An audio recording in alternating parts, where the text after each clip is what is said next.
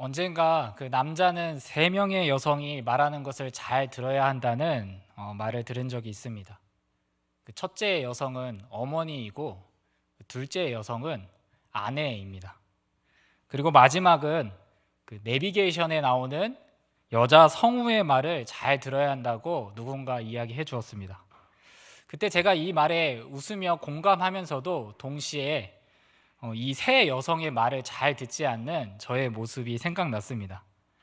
특히 요즘 저는 세 번째 여성의 말, 그 내비게이션의 말을 듣지 않을 때가 종종 있는데요.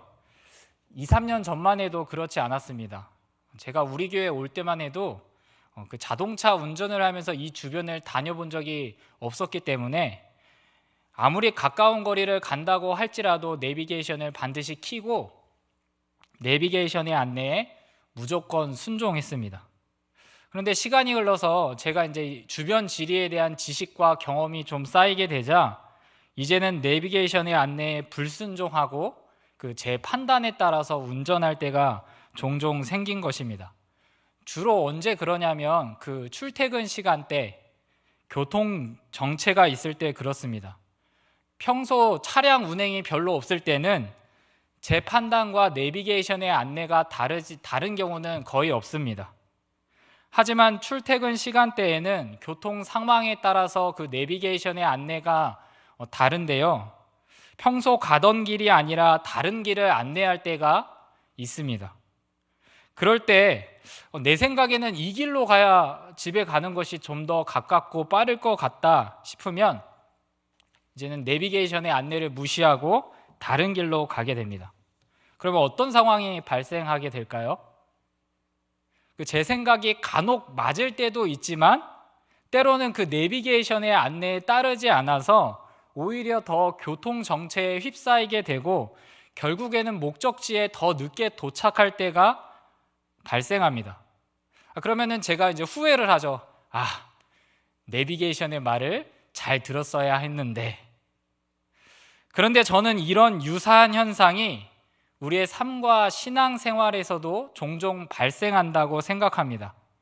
우리가 예수님을 처음 믿기 시작할 때만 해도 하나님의 말씀 한 구절 한 구절을 사랑하면서 최대한 순종하려고 애를 썼습니다. 그런데 시간이 흘러서 성경에 대한 지식과 삶에 대한 지식, 그리고 우리의 삶에 대한 경험이 쌓이면서 이전과는 다른 모습, 그러니까 때로는 내 판단과 내 생각과 내 경험을 더 신뢰함으로써 하나님의 말씀을 의식적으로든 무의식적으로든 불순종하는 경우가 종종 일어난다는 사실입니다. 여러분, 이것이 우리의 삶과 신앙생활에서 가끔 벌어지는 모습이 아닐까요? 이런 의미에서 저는 오늘 말씀이 우리에게 아주 큰 의미가 있다고 생각합니다. 오늘 말씀에 등장하는 주인공은 나아만 장군입니다. 우리 모두가 다 알다시피 오늘 말씀에 등장하는 사건은 굉장히 유명한 사건이죠. 나아만 장군이 나병 환자였는데 요단강에서 7번 씻으라는 말씀에 순종하여 그의 병이 낫게 되었다는 사건이 담겨 있습니다. 그런데 저는 말씀을 묵상하면서 이런 생각을 해보았습니다. 도대체 나아만 장군의 이야기가 왜 성경에 들어가 있는 것이지? 그것도 짧은 구절이 아니라 우리 성경에 의하면 한 장에 걸쳐서 무려 길게 서술되어 있는 이유가 무엇일까라고 생각했습니다. 더욱이 이 말씀을 처음 들었던 이스라엘 사람들의 입장에서 생각해 보면 더욱 의문이 깊어졌습니다.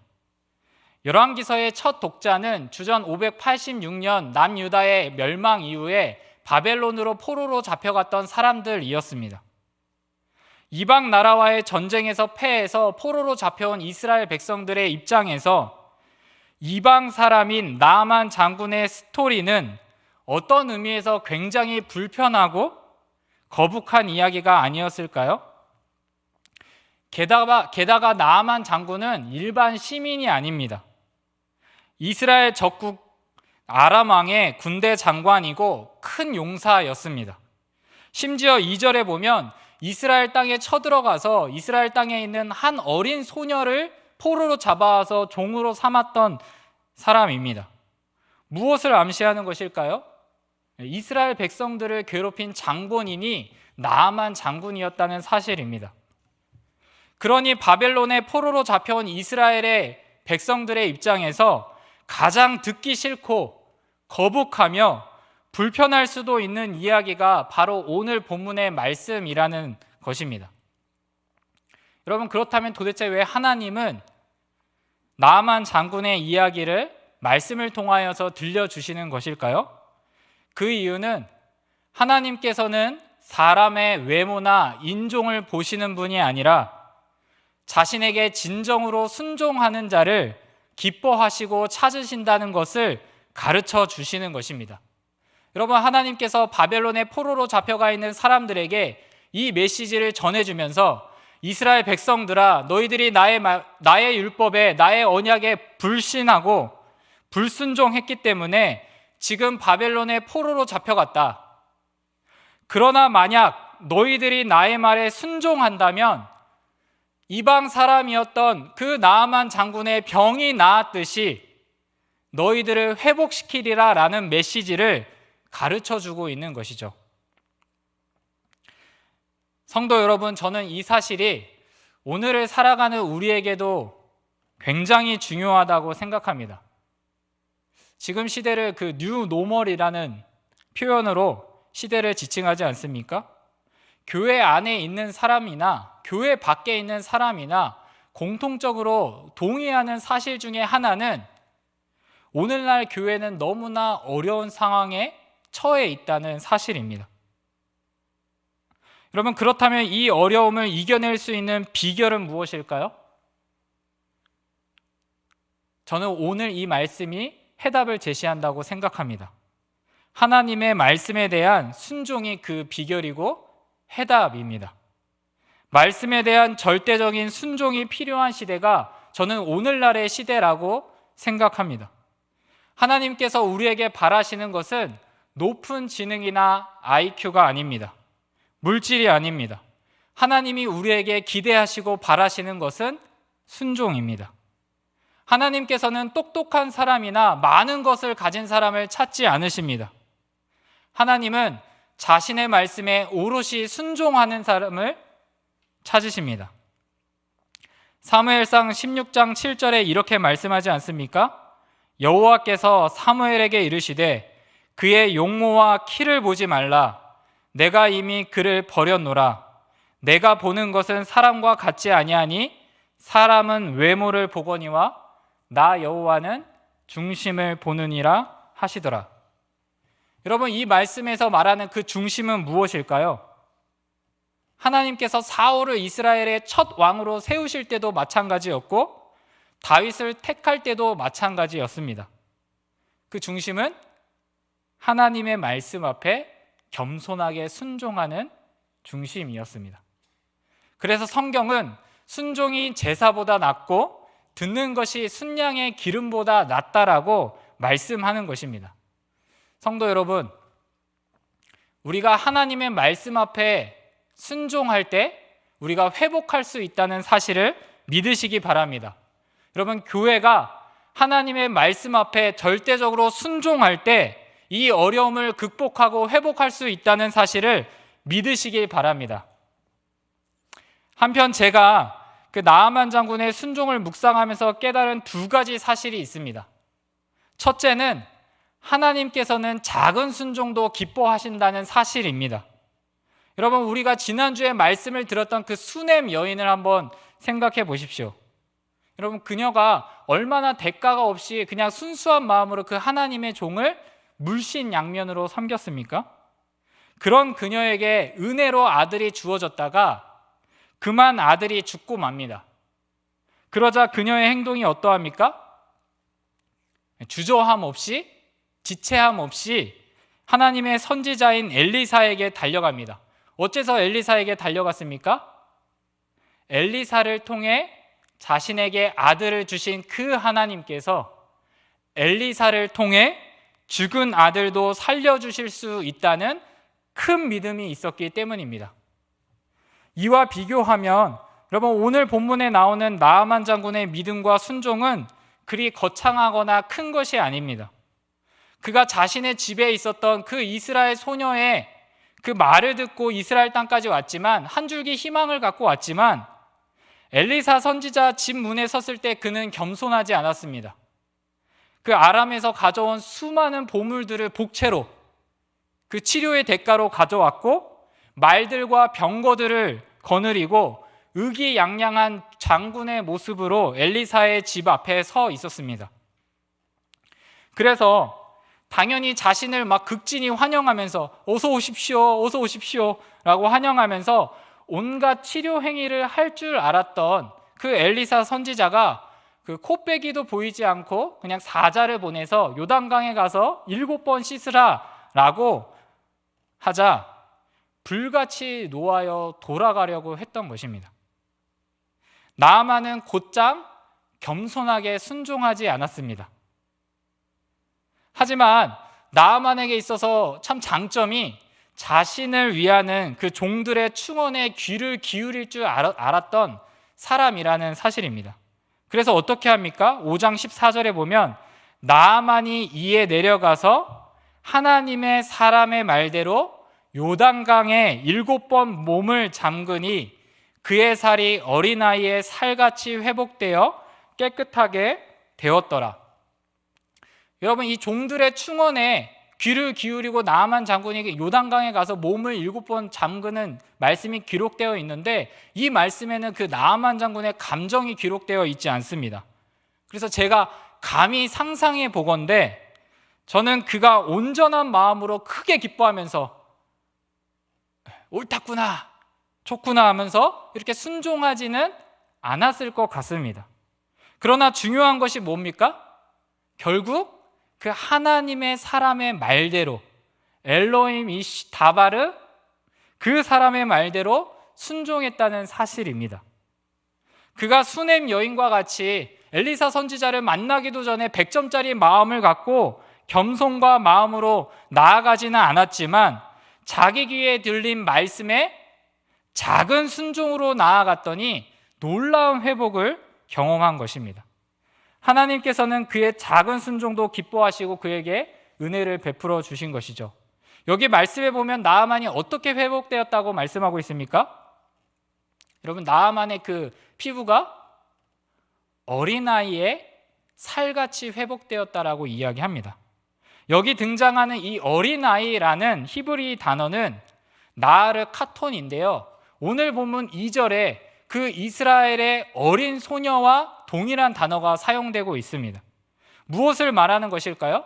그 이스라엘의 어린 소녀의 믿음에 반응하여 나아만 장군이 하나님의 말씀에 순종했더니 그의 병이 나아가지고 어린아이의 살같이 회복되었다라는 것을 말씀하고 있는 것입니다.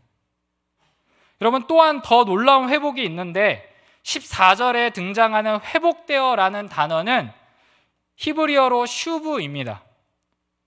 그런데 이 단어는 회복되다라는 의미도 갖고 있지만 돌아서다, 돌이키다, 리턴한다라는 의미도 갖고 있습니다. 여러분, 어린아이와 같이 살이 회복되는 은혜를 경험한 나아만 장군이 15절에 보면 어떻게 행동하냐면, 나아만이 모든 군대와 함께 하나님의 사람에게로 도로 와서, 여러분, 처음에 엘리사의 그 집문 앞에서 요단강에 가서 7번 가서 씻어라 라고 하니까 막 분기 탱천해가지고 그냥 돌아가려고 했던 그 나아만 장군의 마음과, 여러분, 이 놀라운 회복을 경험하고 나서 이 엘리사의 집 앞에 다시 돌아온 나아만 장군이 같겠습니까? 완전히 180도 다른 사람일 것입니다. 여기 도로 와서 이 단어가 히브리어로 슈브입니다. 이 단어는 영적인 의미를 담고 있는데, 나아만 장군은 그냥 신체적으로 회복되는 정도가 아니라 영적으로도 하나님께로 돌이키는 회복을 경험하게 된 것입니다. 그 증거가 15절에 나오는 그의 첫 마디인데 무엇이라고 말합니까? 내가 이제 이스라엘 외에는 온 천하에 신이 없는 줄 아나이다 라고 이야기합니다.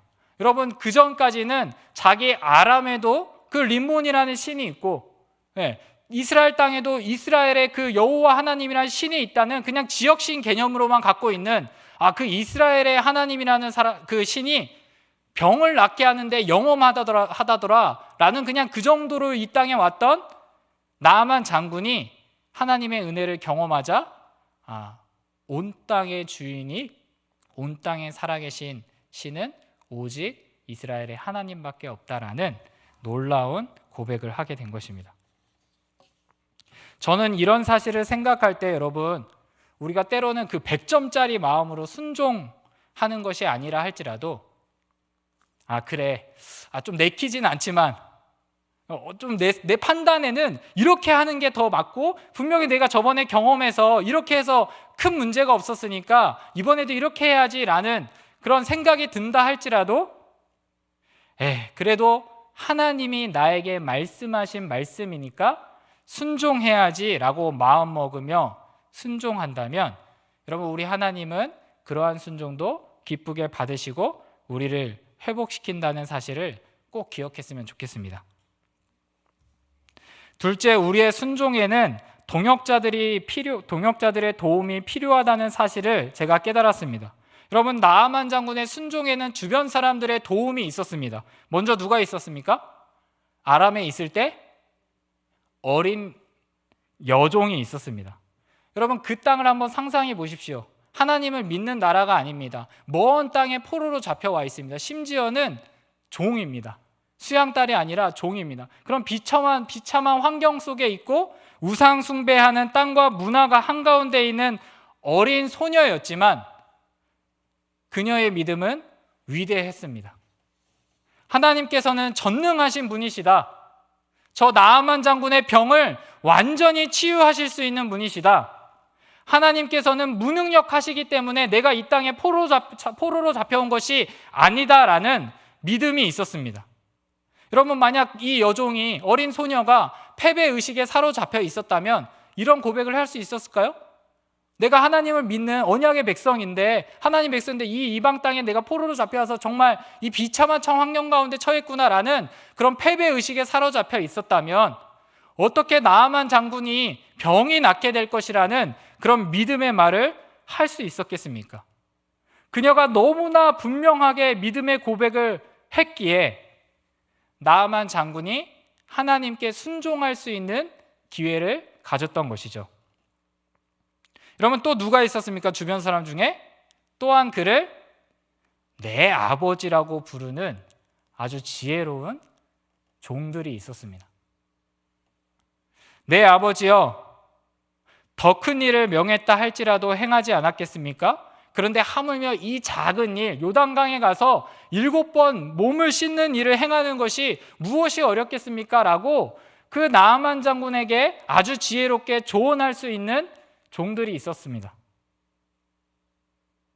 여러분, 나아만 장군은 혼자 순종으로 나아갔던 것이 아닙니다.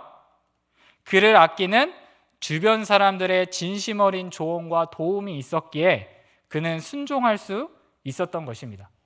저는 이러한 예를 그 윌리엄 윌버포스를 생각해 보았습니다.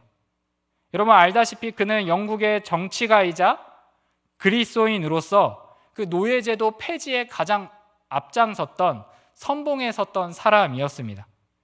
1787년 10월 28일 그의 일기에는 이렇게 적혀 있습니다. 전능하신 하나님은 내 앞에 노예 무역의 금지와 풍속의 개혁이라는 두 가지 큰 목표를 놓으셨다. 여러분, 윌버포스가 한 회심에서 하나님의 뜻을 깨닫다 보니까 이 노예제도라는 것을 폐지하는 것이, 이 일에 힘쓰는 것이 나의 사명이고 하나님의 말씀에 순종하는 길이고 헌신이구나라는 걸 깨달아서 일기에 이렇게 적었습니다. 그런데 얼마나 이 어려움이 있었을까요? 1787년 일기에 이렇게 써 있는데 1789년부터 무려 11번의 도전과 실패를 거쳐서 20년이나 지나서 1807년에 12번째로 드디어 노예무역 폐지 법안을 통과시킵니다. 여러분 20년입니다. 20년.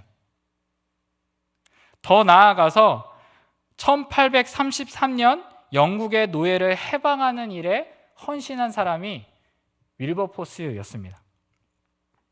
여러분, 약 40년이 넘는 세월 동안 그 하나님의 말씀에 근거해서 노예제 폐지를 위해 헌신할 수 있었던 비결이 무엇이었을까요?